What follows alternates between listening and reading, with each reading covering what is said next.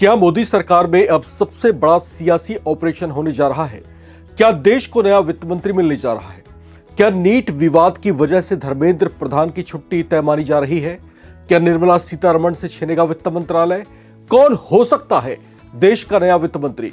क्या हाल ही में बीजेपी में शामिल हुए राघव चड्ढा को भी मिलने वाली है मोदी कैबिनेट में एंट्री? और सबसे बड़ा सवाल, क्या नितिन गडकरी का मंत्रालय बदलेगा या उनका कद बढ़ाया जाएगा? दिल्ली के सत्ता के गलियारों में इन सवालों की गूंज इतनी तेज है कि हर राजनीतिक गलियारे में सिर्फ एक ही चर्चा है, मोदी कैबिनेट में बड़ा फेरबदल। लेकिन क्या वाकई फैसला हो चुका है या फिर यह सिर्फ सियासी अटकलों का तूफान है? आज हम नवभारत टाइम्स की इस रिपोर्ट में आपको बताएंगे वो पूरा राजनीतिक गणित जिन नामों की सबसे ज्यादा चर्चा हो रही है, किनकी कुर्सी पर खतरा बताया जा रहा है, किसे मिल सकती है सबसे बड़ी जिम्मेदारी और आखिर क्यों अचानक तेज हो गई है मोदी कैबिनेट में बड़े फेरबदल की चर्चा। इस रिपोर्ट के एंड तक बने रहें, क्योंकि आखिर में जो समीकरणों से जुड़े खुलासे होंगे वो पूरे सियासी खेल की तस्वीर बदल सकते हैं।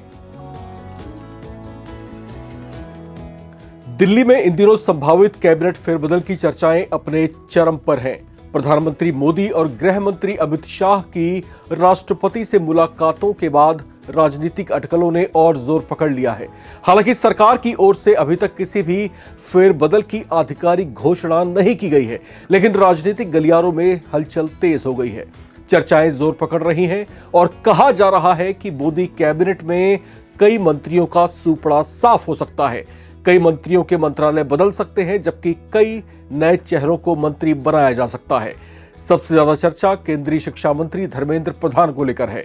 इसकी सबसे बड़ी वजह हालिया नीट पेपर लीक विवाद और शिक्षा मंत्रालय पर लगातार उठते हुए सवाल हैं। विपक्ष ने इन मुद्दों पर सरकार को घेरा है और छात्रों के प्रदर्शन ने भी सरकार पर दबाव बढ़ाया है। कई मीडिया रिपोर्ट्स में दावा किया गया है कि जवाबदेही तय करने के लिए शिक्षा मंत्रालय में बदलाव हो सकते हैं। हालांकि अभी तक इस संबंध में कोई आधिकारिक निर्णय सामने नहीं आया है। अब सबसे बड़ा सवाल, अगर धर्मेंद्र प्रधान हटते हैं तो उनकी जगह कौन लेगा? राजनीतिक हलकों में कई नाम तैर रहे हैं। कुछ रिपोर्ट्स में ये चर्चाएं भी हैं कि किसी अनुभवी और प्रशासनिक पकड़ वाले वरिष्ठ मंत्री को शिक्षा मंत्रालय की जिम्मेदारी दी जा सकती है। सोशल मीडिया में कुछ चर्चाएं ऐसी भी हैं जिसमें संभावनाएं जताई जा रही हैं कि निर्मला सीतारमण को अब शिक्षा मंत्रालय की जिम्मेदारी सौंपी जा सकती है, जबकि कुछ पॉलिटिकल थिंक टैंक्स का मानना है कि संगठन से जुड़े किसी दूसरे मजबूत चेहरे को यह जिम्मेदारी मिल सकती है। अब आते हैं उस चर्चा पर जिसने सबसे ज्यादा राजनीतिक हलचल मचा रखी है। क्या देश को नया वित्त मंत्री मिलने वाला है? निर्मला सीतारमण पिछले कई सालों से वित्त मंत्रालय संभाल रही हैं और लगातार रिकॉर्ड संख्या में बजट पेश कर चुकी हैं। ऐसे में उन्हें हटाए जाने की खबरों ने राजनीतिक बहस तेज कर दी है। कुछ मीडिया रिपोर्ट्स में पूर्व आरबीआई गवर्नर शक्तिकांत दास का नाम संभावित वित्त मंत्री के रूप में लिया जा रहा है।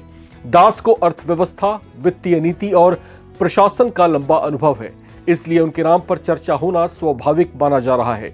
लेकिन अभी तक सरकार या बीजेपी की ओर से कोई संकेत फिलहाल नहीं है कि वित्त मंत्रालय में बदलाव तय हो चुका है, इसलिए इसे फिलहाल केवल राजनीतिक अटकलें ही माना जा रहा है। निर्मला सीतारमण को लेकर दूसरे तरह की चर्चा भी चल रही है। कुछ रिपोर्ट्स में कहा जा रहा है कि अगर उन्हें वित्त मंत्रालय से हटाया जाता है तो उन्हें कोई दूसरा महत्वपूर्ण मंत्रालय सौंपा जा सकता है। वहीं कई राजनीतिक विश्लेषकों का मानना है कि मोदी सरकार आर्थिक स्थिरता के इस दौर में जो है वित्त मंत्रालय में बड़ा फेरबदल करने से बच सकती है। आखिरकार वैश्विक आर्थिक परिस्थितियां, निवेश और बजट के बाद की रणनीति जैसे कई बड़े मुद्दे सरकार के सामने हैं। इसलिए वित्त मंत्रालय में बदलाव होना या फिर इस फैसले को पूरी तरीके से प्रधानमंत्री के जो है राजनीतिक और प्रशासनिक आकलन पर ही निर्भर कर सकता है। अब बात करते हैं उस नाम की जिस पर सबसे ज्यादा राजनीतिक दिलचस्पी दिखाई जा रही है, वो है नितिन गडकरी। सड़क परिवहन और राजमार्ग मंत्रालय में उनके काम की अक्सर तारीफ होती रही है। एक्सप्रेसवे, हाईवे और इंफ्रास्ट्रक्चर प्रोजेक्ट की वजह से उनकी अलग पहचान बनी है। लेकिन कैबिनेट फेरबदल की चर्चाओं में उनका नाम भी सबसे आगे चल रहा है। कुछ रिपोर्ट्स में यह भी कहा जा रहा है कि उनका मंत्रालय बदला जा सकता है या उन्हें कोई नई जिम्मेदारी दी जा सकती है। वहीं दूसरी ओर कई राजनीतिक विश्लेषक ये भी मानते हैं कि सरकार उनके प्रदर्शन से संतुष्ट है और उन्हें और बड़ी भूमिका मिल सकती है। लेकिन फिलहाल इन दोनों संभावनाओं की कोई आधिकारिक पुष्टि उपलब्ध नहीं है।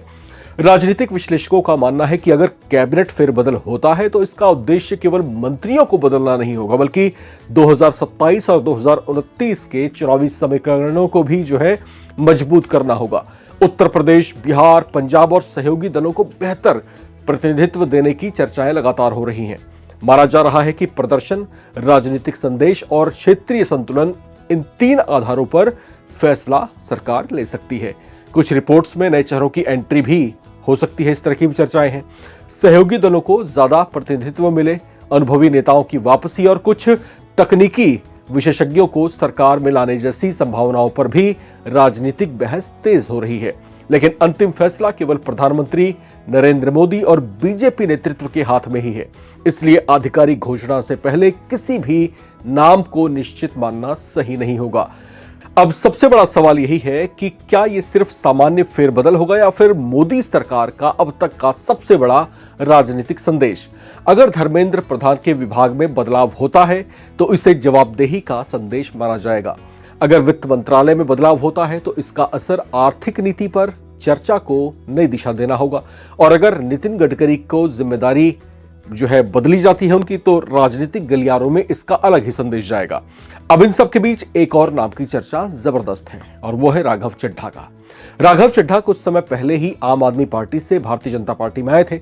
माना जा रहा है कि केंद्र में उनका कद बढ़ाया जा सकता है और उनको मोदी टीम का हिस्सा बनाया जा सकता है। लेकिन इस पूरे घटनाक्रम में सबसे इंपॉर्टेंट फैक्ट यही है कि अभी तक सरकार ने न तो कैबिनेट विस्तार की कोई आधिकारिक तारीख घोषित की है और न ही किसी मंत्री को हटाने संबंधी कोई पुष्टि और न ही किसी नए मंत्री के नाम का ऐलान किया है।